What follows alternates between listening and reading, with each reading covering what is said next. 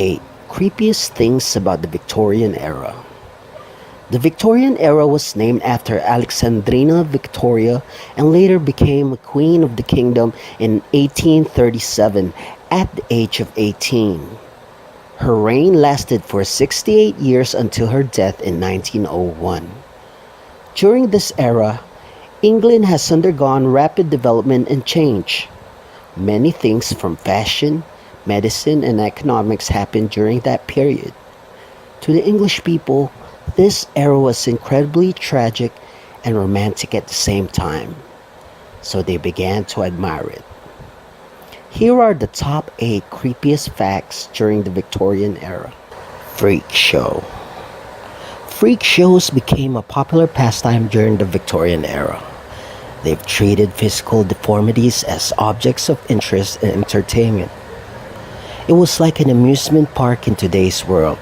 Since television was not invented during that period, people find their way to entertain themselves.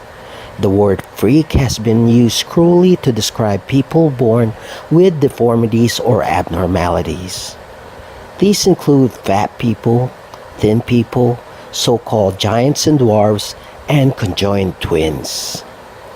The Greatest Showman will show you exactly how the people with special conditions was treated by society during those times. The cruelty and harsh words that were thrown at them was part of everyday life, but everything changes when a man named P.T. Barnum recruited these people and put up a show for the public. Nowadays, I don't think most people would still buy into these shows. Today, we already have a lot of ways to entertain ourselves with significant high standards of entertainment. Also, some people with special conditions are well-known personalities and well-respected in society. But somewhere in the nether realms of the underworld, there are those who are still morbidly fascinated with the grotesque and deformed. Number 7. Gothic novels. A Gothic theme depicts the ideas of good and evil which originated from the Bible. During the Victorian age, many beliefs and ideas are thought to be real. It influenced people's thought and opinions before, but has since been debunked soundly by science. Gothic books were seen as a thrilling sort of terror and largely dominated the book world during the Victorian era. The Gothic fiction is a mode of literature that combines fiction, horror, death, and at times romance. Some of the best literature that was written in the Victorian era were Dracula, Frankenstein, and the works of Edgar Allan Poe. Though the first Gothic novel was published in 1764, Gothic novels took its peak of popularity during the Victorian era. Number 6. Pretty Poison. Vanity is as important during the Victorian era as it is in the present time. People back then were so obsessed with their physical appearance that they would try anything just to fit into society, up to a point that they were willing to risk even their own lives. Remember the corset? It was so popular that every woman during that time wore it, even though it was actually distorting their internal organs and causing them to lose consciousness due to constrained breathing.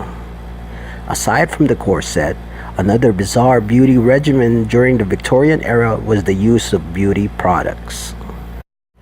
There was two dominant makeup trends during that time: natural and painted look. This is popularly known today as no makeup and makeup look.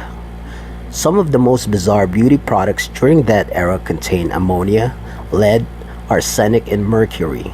Most women during that time wanted to have a fairer and more translucent skin, which we still have today in the present time.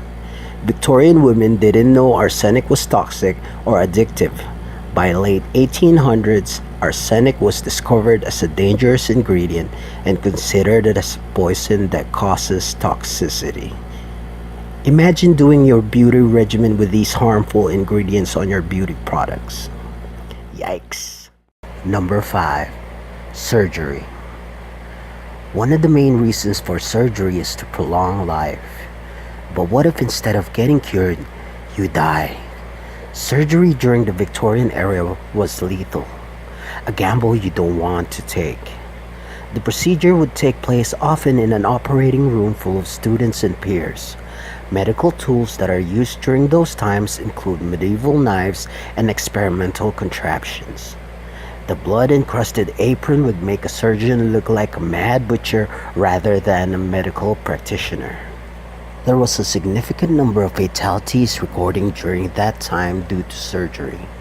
Anesthesia was not yet invented during that time, and performing surgery without anesthesia is unimaginable. Queen Victoria herself was given chloroform for the birth of her last two children. We really don't realize how lucky we are until we take a look back into the Victorian era. Thankfully, we were born at a time where anesthesia was readily available. Medical studies are paved with good intentions, but drenched in human fatalities. Trial and error was the key to perfecting surgical practice after all. I'm starting to think a 50-50 chance isn't so bad after all. But before we get on about the next video, please don't forget to subscribe to our channel and be a part of our growing community, and click the bell icon to be notified of our upcoming videos. Now let's continue. Number 4. Hysteria. Hysteria had become a common medical diagnosis in women. It skyrocketed during the Victorian era. It was characterized by nervous, eccentric, and erratic behavior. A physician from the 2nd century wrote that hysteria was a disease caused by deprivation of sex, particularly in passionate women. It is quite often a diagnosis to virgins, nuns, and widows. A physician also claimed that a quarter of the population of women suffers from hysteria, and the prescription to this condition was intercourse. The creepiest part of this is they treated hysteria by masturbating female patients to orgasm, called hysterical paroxysm or pelvic massage. Imagine a male doctor performing this using his own hand.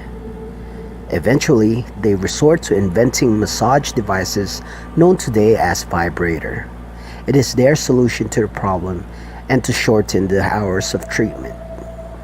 Today, hysteria is no longer recognized by medical authorities as a medical disorder, and thank heavens for that.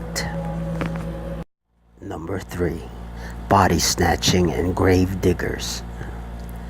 The act of digging graves derives from many reasons. One of them was stealing. When somebody is buried with pieces of jewelry, grave diggers would dig them up to rob the body. Another reason is for medical purposes. During the Victorian age, when medical schools are new and medical education is making a huge breakthrough, professors needed cadavers for demonstrations and lectures. The only legal way of obtaining it is through criminal execution, but they weren't many. This gives way to the profession of body snatching. Graves during that time has a metal cage. It's not to keep the living dead from escaping, but to secure that no one will take the corpse to sell for dissection in medical schools. Because of this, family members or relatives of someone who just died hire guards to watch over the grave after the burial. Number 2. Queen Victoria. One of the most iconic monarchs in history was Queen Victoria. She reigns for more than 60 years, and her name denotes an entire era in British history. Queen Victoria has an unhappy childhood. The palace she lives in serves as its prison when her father died of pneumonia when she was only 8 months old. Young Alexandrina Victoria later becomes queen at the age of 18. During her reign, she has survived 6 attempts on her life, and some of it were terrifying close calls. She was also targeted by a notorious stalker known in the newspaper as the Boy Jones. The stalker named Edward Jones did manage to sneak into the Buckingham Palace. He would hide under the Queen's sofa, sit on her throne, and steal her underwear before he was caught. She had mourned her beloved husband for 40 years, who died from typhoid at the age of 42. She never remarried despite having other intimate relationships. She continued to wear black and sleep beside an image of her husband Albert. She even had a set of clothes laid out for him each morning right up until her own death 40 years later in 1901. Number 1. Memento Mori. Death completes the cycle of life. And while a lot would shun away from the topic of death, the Victorian era people had somewhat disturbing way of embracing this inevitable moment. Memento Mori, which originally means remember you will die, gained a new definition during the Victorian era. With the birth of photography in the 1800s, Victorian people were given the chance to immortalize their loved ones who passed away. Post-mortem photography, better known as memento mori, was done immediately after the death of a person or at least before the body of the deceased starts showing signs of decomposition. The photographs were either family portraits where the deceased would be photographed with family members, or it could be a solo picture depicting the personality of the dead person when they were still alive. Although most of the pictures looked normal, it is the process by which these pictures came to existence that made them horrifying. The Victorian era had undeniably brought so many changes in the 18th and 19th century that will always be remembered. What are your thoughts about the Victorian era? Please leave your answers in the comments below and feel free to leave some list suggestions. Let us know what you think of our videos. Your feedback is important to us. I really hope you enjoyed watching this video. If you did, please click the subscribe button for more videos and click the bell icon to get notified. Again, thank you for watching and see you on our next 8's Just Right video.